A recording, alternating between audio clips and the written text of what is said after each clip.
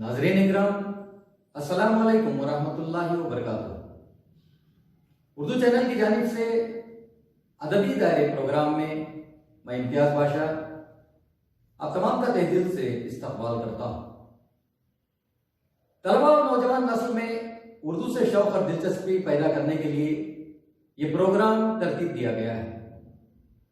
शहर वानाबाड़ी के मशहूर शायर जनाब चोलावरम अब्दुल रऊफ नियाज साहिब का कलाम तालिब इल्म हिज मोहम्मद इरबाज 10वीं जमात खादरिया सरकारी इमदादी हायर सेकेंडरी स्कूल वानीबाड़ी की पुरसोज आवाज में पेश है। रियासत तमिलनाडु में चोलावरम अब्दुल रऊफ नियाज साहिब अपने वक्त के मशहूर मारूफ शायर रहे हैं।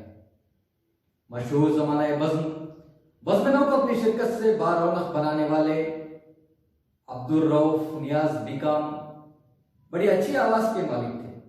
सुरताल की तमीज भी रखते थे और तनम से शेर पढ़कर समा बांध देते थे।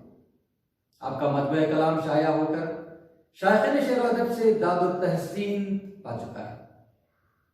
तो लीजिए पेशे चोलावरम अब्दुल रऊफ नियाज साहिब की मशहूर गजल ये क्या धुंधल का है मेरे आगे, तालिब इल्म हिज मोहम्मद इरबाज की आवाज में।